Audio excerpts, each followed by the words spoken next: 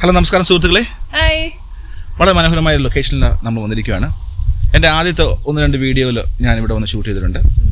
അത് മാരുതി എസ്റ്റീമിൻ്റെ വീഡിയോ നമ്മളിവിടെ ചെയ്തു അല്ലേ?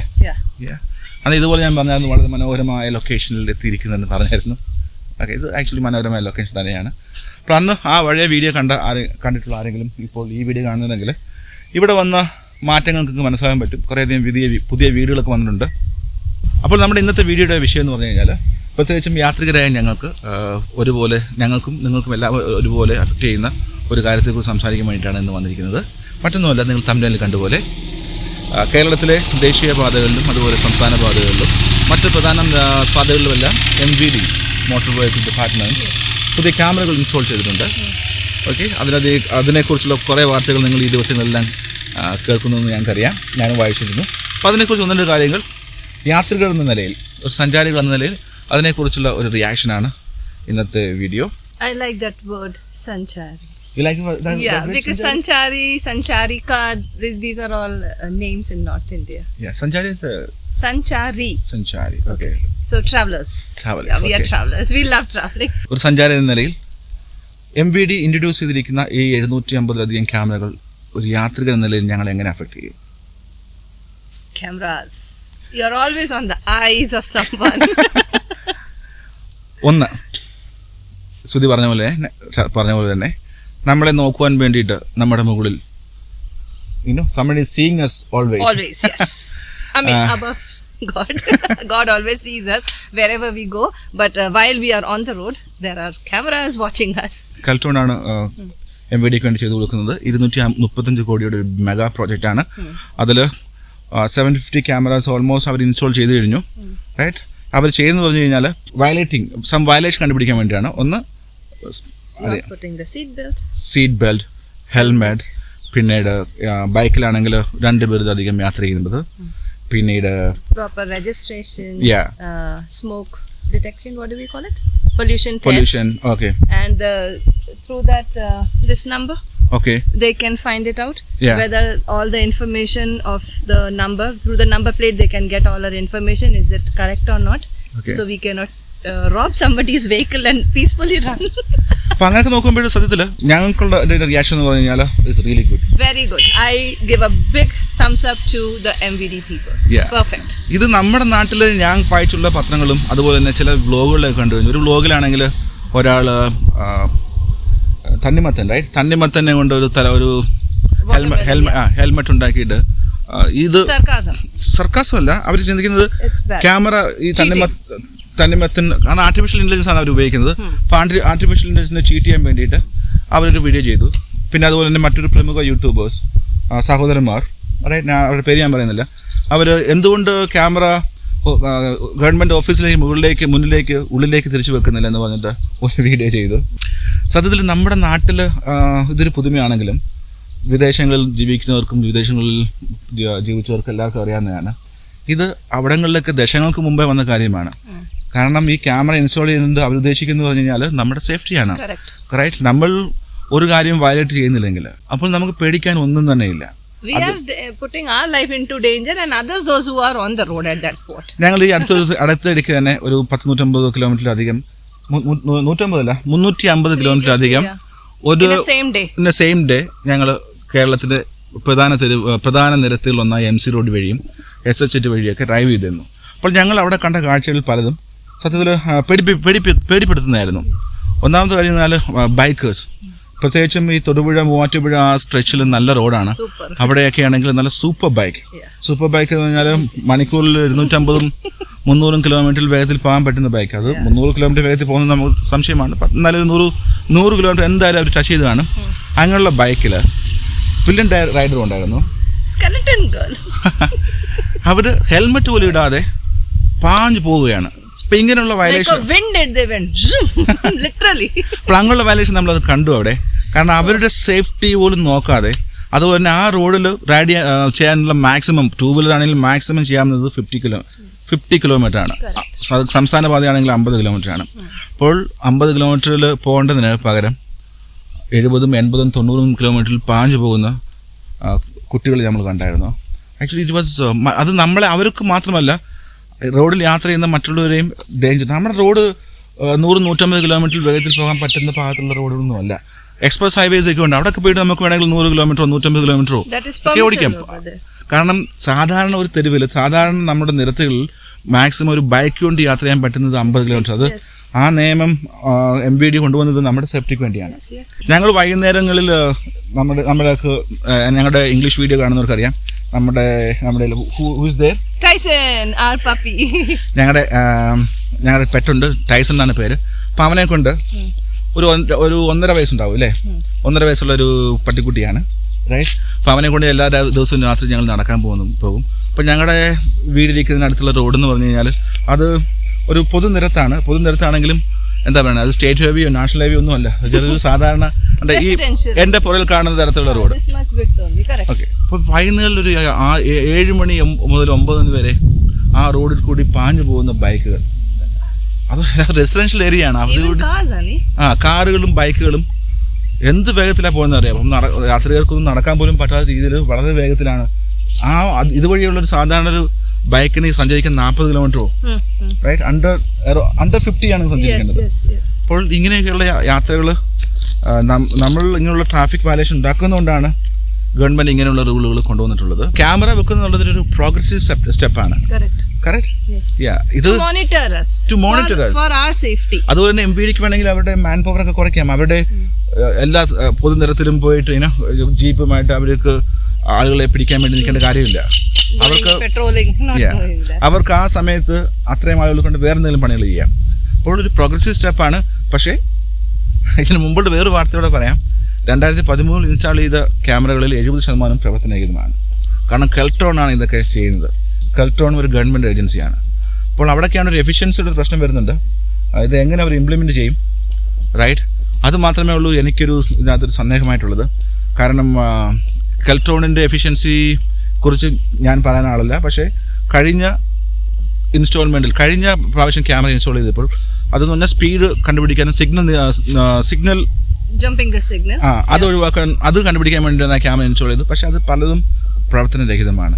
അപ്പോൾ ആ ഒരു പ്രശ്നമുണ്ട്. കാരണം മെയിൻ്റനൻസും ചെയ്യുന്നത് കെൽട്രോണാണ്.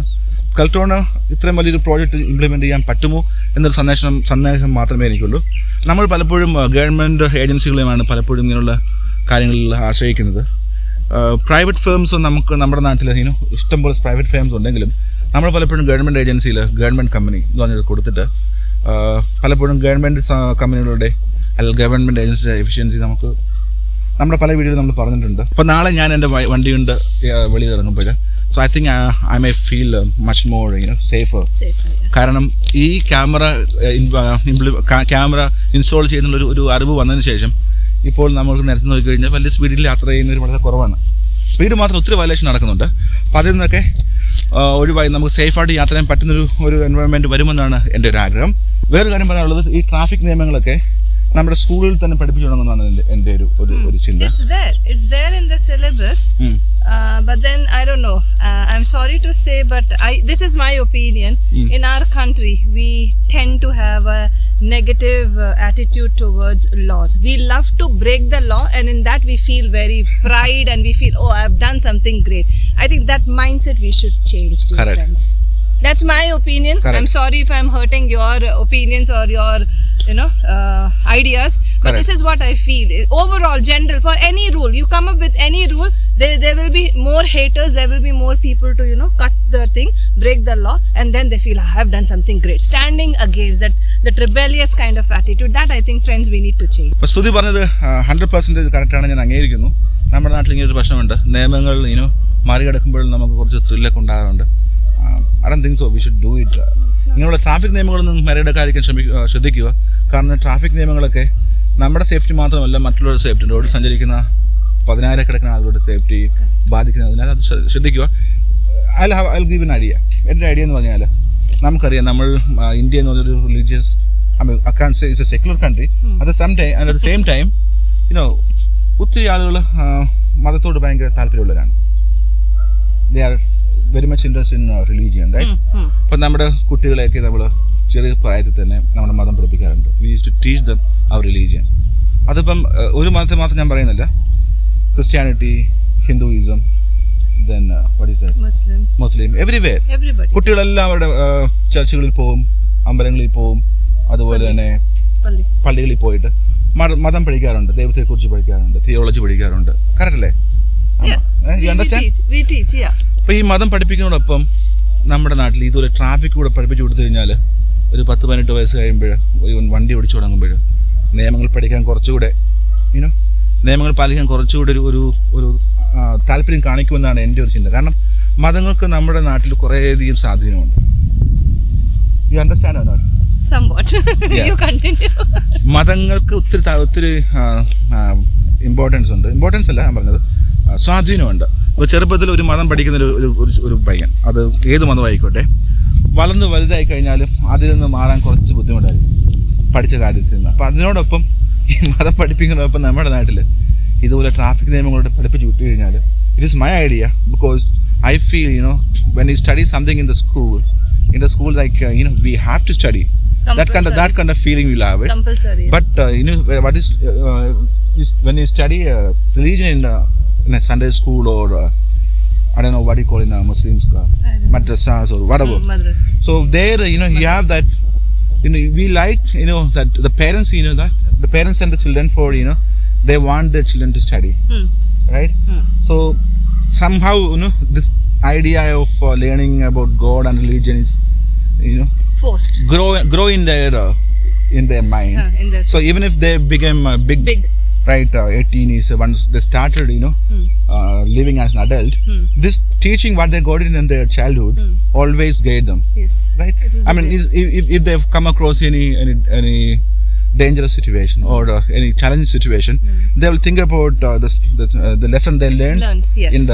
in the madrasas, yes. in the Sunday school, in the Sunday schools.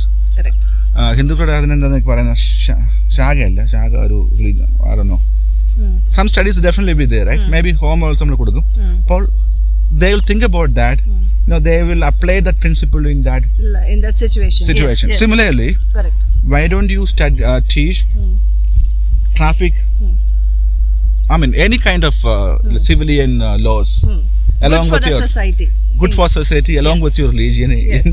In that setup, yes, right? It's not I am supporting this religious studies in the childhood. I am supporting that for the sake of the children and correct. everyone. Correct. Along with that, when you teach them these things, especially wear your helmet.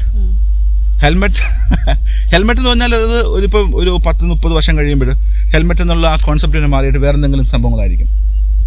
തലയെ സംരക്ഷിക്കാൻ വേണ്ടിയിട്ടുള്ള വേറെ എന്തെങ്കിലും കുറച്ചുകൂടെ ഹാർഡായിട്ടുള്ള ഒബ്ജക്റ്റോ എന്തെങ്കിലും സംഭവങ്ങളൊക്കെ ആയിരിക്കാം. അപ്പോൾ അത് whatever is available to you, wear that when you ride something. So അങ്ങനെയുള്ള ടീച്ചിങ് നമ്മുടെ ചെറുപ്പത്തിലെ മതത്തോടൊപ്പം പഠിപ്പിച്ചു വിട്ട് കഴിഞ്ഞാൽ എനിക്ക് തോന്നുന്നു it will be useful, right? കാരണം ഞാനും പണ്ട് സൺഡേ സ്കൂളിലൊക്കെ പോയിട്ടുള്ള ഒരാളാണ്. ഇപ്പോഴും പലപ്പോഴും നമുക്ക് വലിയ വിശ്വാസങ്ങളും കാര്യങ്ങളും ഒന്നും ഇല്ലെങ്കിലും ചില സമയങ്ങളിൽ നമ്മുടെ ഉള്ളിൽ നിന്നും നമുക്ക് ചെറിയ ഐഡിയാസോ ചില തോട്ട്സ് ഒക്കെ പിന്നെ വന്നിട്ടിങ്ങനെ some stories or some illustration. So അതാ ചെറുപ്പത്തിലും പഠിപ്പിച്ചിട്ട് കഴിഞ്ഞാൽ വളർന്ന് വലുതായാലും നമ്മളത് മറക്കത്തില്ലെന്ന് പറയുന്നത് ഒരു കാരണം ഇതാണ്, റൈറ്റ്? അപ്പോൾ എൻ്റെ ഒരു ഐഡിയ ആണിത്. അപ്പോൾ we are supporting MVD this rule.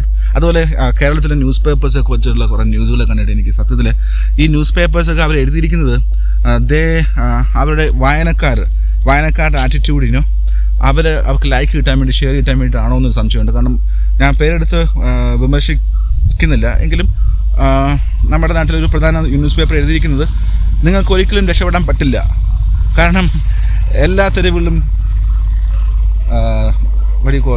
ക്യാമറയുണ്ട്. ഇപ്പോൾ രക്ഷപ്പെടുക എന്നുള്ളത് ഉദ്ദേശിക്കുന്നത് പറഞ്ഞാൽ ഫൈനൽ രക്ഷപ്പെടുക എന്നാണ് ഉദ്ദേശിച്ചത്. ആക്ച്വലി ഇത് നെഗറ്റീവ് സംഭവമാണ്. അവർ സത്യത്തിൽ അങ്ങനെയല്ല തലക്കെട്ട് കൊടുക്കേണ്ടത്. അതിന് പകരം നിങ്ങൾ ഫൈൻ അടിക്കാതിരിക്കാൻ നിങ്ങൾ സ്പീഡ് കുറച്ച് പോകാൻ വേണ്ടിയിട്ട് പുതിയ നിയമമായിട്ട് MVD വന്നിരിക്കുന്നു. അപ്പോൾ ഇനി നമ്മുടെ റോഡുകൾ വീണ്ടും ശാന്തമാകും, റൈറ്റ്? അങ്ങനെയുള്ള ന്യൂസ്, പോസിറ്റീവായ ന്യൂസ് കൊടുത്തു വെച്ചാൽ കുറച്ച് നല്ലതായിരുന്നു ചിന്തിക്കുന്നു. അതുപോലെ തന്നെ ഈ ക്യാമറയൊക്കെ ഓഫീസിലേക്ക് തിരിച്ചു വെക്കണം എന്ന് പറയുന്ന മഹാന്മാരോട് എൻ്റെ ചോദ്യം, ഈ റൂളൊക്കെ നിങ്ങൾ ആദ്യമേ ഫോളോ ചെയ്ത് കഴിഞ്ഞാൽ ഈ ക്യാമറയുടെ കാര്യമൊന്നും ഉണ്ടാകത്ത് പോലും ഇല്ലായിരുന്നല്ലോ. This rule for every one. അതുപോലെ തന്നെ ഓഫീസിലെ കാര്യങ്ങളും കണ്ടുപിടിക്കാനൊക്കെ അവിടെ വിജിലൻസ് കാര്യങ്ങളും എല്ലാം ഉണ്ട്, right? Just because you had a bad time with one government agency. Don't think that everybody is saying. We need governments. We need other anarchy ആയി മാറും, right? Correct. ഒരു റൂളും ഇല്ലാതെ lawlessness is the biggest thing. അതുപോലെ തന്നെ രാഷ്ട്രീയമില്ലായ്മ എന്നുള്ളതും ഒരു ഭയങ്കര crime തന്നെയാണ്. Rules are good. Yeah. Rules are for safety. ഞാൻ ഒത്തിരി കാര്യങ്ങൾ പറഞ്ഞു പോയി. സുഹൃത്തുക്കളെ, അപ്പോൾ നമ്മളിത് സപ്പോർട്ട് ചെയ്ത് അതുപോലെ നമ്മൾ ഈ മാസത്തിൽ 1-2 റൈഡുമായിട്ട് വരുന്നുണ്ട്. ഇനി മുതൽ നമ്മുടെ വീഡിയോസ് അറിയപ്പെടുന്നത് സീസൺ 1, സീസൺ 2, സീസൺ 3 എന്ന രീതിയിൽ ചെയ്യാനാണ് ഞങ്ങൾ ആഗ്രഹിക്കുന്നത്. അപ്പോൾ ഇതുവരെ നമ്മൾ ചെയ്തത് ഒരു സ്പിൻ ഓഫ് ആയിരുന്നു, റൈറ്റ്? നമ്മുടെ റൈഡുകളുടെ ഒരു സ്പിൻ ഓഫ് ആയിരുന്നു. ഇനി വരുന്നത് ആക്ച്വൽ റൈഡ്സ് ആർ കമ്മിങ്. അപ്പോൾ സീസൺ 1 ആയിട്ട് നമ്മൾ ചെയ്യാൻ ആഗ്രഹിക്കുന്നത് സൗത്ത് ഇന്ത്യ കവർ ചെയ്യുക എന്നുള്ളതാണ്. അപ്പോൾ നമ്മൾ കേരളത്തിലെ പ്രശസ്തനായ ഒരു യൂട്യൂബറുമായി കൊളാബറേറ്റ് ചെയ്യാൻ വേണ്ടിയിട്ടൊരു താല്പര്യമുണ്ട്. ഞങ്ങൾ we are in discussion, right? ഞാൻ ഇപ്പോഴേ പേര് റിവീൽ ചെയ്യുന്നില്ല. അപ്പോൾ അദ്ദേഹമായി ഞങ്ങൾ സംസാരിച്ചുകൊണ്ടിരിക്കുകയാണ്. അത് സംഭവിച്ചു കഴിഞ്ഞാൽ നിങ്ങൾക്ക് ഒരു സൗത്ത് ഇന്ത്യ എക്സ്പ്ലോർ ചെയ്യുന്നൊരു വീഡിയോസ് നിങ്ങൾക്ക് നിങ്ങളുടെ മുമ്പിൽ വരുന്നതായിരിക്കും, റൈറ്റ്? അത് സീസൺ 1 ആയിട്ട് ചെയ്യാൻ വേണ്ടിയാണ് ആഗ്രഹിക്കുന്നത്. അപ്പോൾ നാളെ 5 മണിക്ക് തന്നെ നാളെ 5 മണിക്ക് പുതിയ വീഡിയോ ഞങ്ങൾ വരും. Okay, see you, bye by.